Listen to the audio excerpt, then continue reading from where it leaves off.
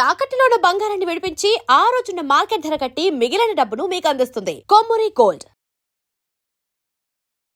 నల్ల వావిలాకు, ముఖ్యంగా ఈ నల్ల వావిలాకుతో ఏం చేయొచ్చు అంటారు? తప్పకుండా అండి. శ్రీ మహాగణపతి దేవతోప్య నమః. చూసేవంటి వీక్షబంధులకి నమస్కారం. నల్లవైల ఆకు, మనకు తెల్లవైల ఆకు తెలుసు. తెల్లవైల ఆకు ఏంటంటే ఊళ్ళో ఎక్కడ పడితే అక్కడ ఉంటాయి. ఓకే. బాలింతలు ఉన్నటువంటి మహిళలకి వేడి నీళ్ళు స్నానం చేపిస్తే నొప్పులు ఏమైనా ఉన్నా అవన్నీ తొలగిపోతాయి.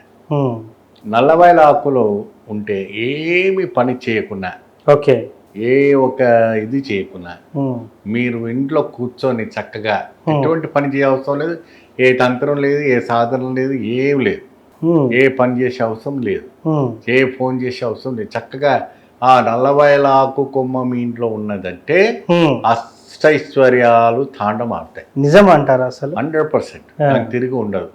దాని టెస్టింగ్, దాని తెల్లని పాల్లో ఆ కొమ్మని పెట్టారనుకోండి, ఓకే, 2 నిమిషాల్లో నల్లగా అయిపోతుంది పాలు. ఓకే.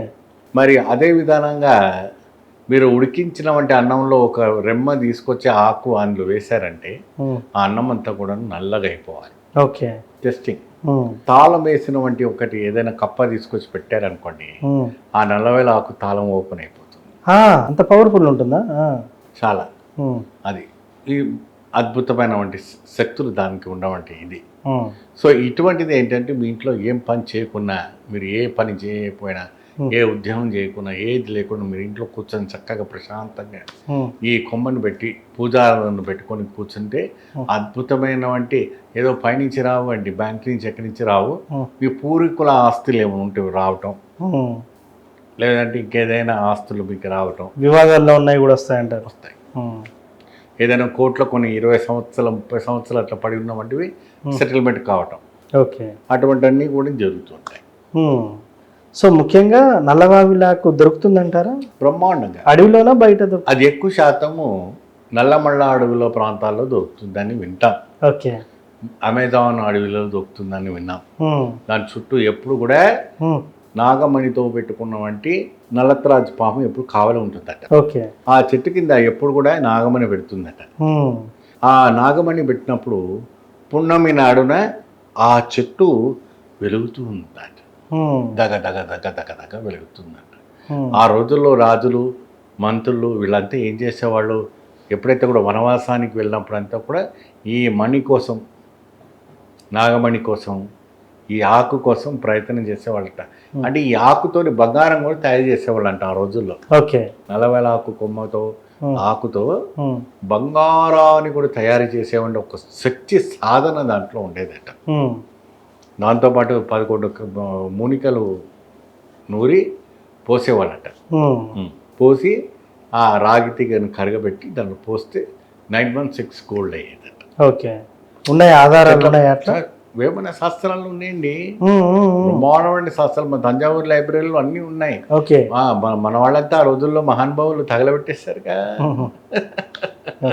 బ్రిటిష్ వాళ్ళంతా ఇటువంటి అన్నీ ఉన్నాయి కాబట్టి తగలబెట్టేశారు. మన భారతదేశంలో ఉన్నటువంటి శాస్త్రం ఇంకే ప్రపంచంలో లేదు. ఓకే. మన భారతదేశంలో ఉన్నటువంటి ఆయుర్వేదానికి సంబంధించినటువంటి ఏదైనా కూడా ఏ రాష్ట్రాల్లో కానీ ఏ దేశంలో కూడా లేదు.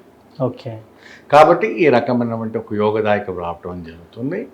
నల్లవాయిలో కొమ్మ మీ ఇంట్లో ఉందంటే మీ అంత అదృష్టవంతుడు ఇవ్వలేదు. సరే, ఇప్పుడు అది తెచ్చిన వెంటనే ఫస్ట్ పూజా గదిలో పెట్టాలా? దానికి ముందుగా నిర్వహించాల్సిన పూజాది క్రతువు ఏమైనా ఉంటుందంటారు? మీరు ఎప్పుడైనా కూడా ఒక తెల్ల గుడ్డ తీసుకొచ్చి గ్లౌజెస్ వేసుకోండి ఎప్పుడు కూడా. అంత ఆ చేతితో దాంతో పవర్ పోతుంది, ఎందుకంటే అంత పవర్తో ఇమిడ్చుకొని ఉంది కదా. కాబట్టి ఒక ఇది మీరు ఇంకోటి, మీ ఇంట్లో ఏదైనా కింద ఏదైనా మార్బుల్ స్టోన్స్ కానీ పీట కానీ అటువంటి అట్లా పీట మీద పెట్టి ఆ బట్ట పెట్టి ఆ గ్లౌజెస్ వేసుకొని ఆకు పెట్టి అగరబత్తులు చూపించండి. పసుపు కుంకుమ కార్యక్రమాలన్నీ ఏం పెట్టుకోకూడదు. ఓకే. అవన్నీ కూడా దానిపైన వేయకూడదు, వేయకుండానే చేసుకోవాలి. అది చేసుకుంటేనే మీకు అద్భుతమైన ఫలితాలు రావడం జరుగుతుంది. అంటే నల్లవావిలాకు యొక్క శక్తి అంత శక్తి ఉంటుందంటారు. శక్తి ఉంటుంది. సో దాన్ని మళ్ళీ మార్చాల్సిన అవసరం, మళ్ళీ ఒకసారి తెచ్చుకోవాల్సిన అవసరం ఉంటుందా? ఒకసారి తెచ్చుకుంటే సరిపోతుంది. ఒకసారి తెచ్చుకుని ఆ ఎండిపోయినా కూడా పర్వాలేదు.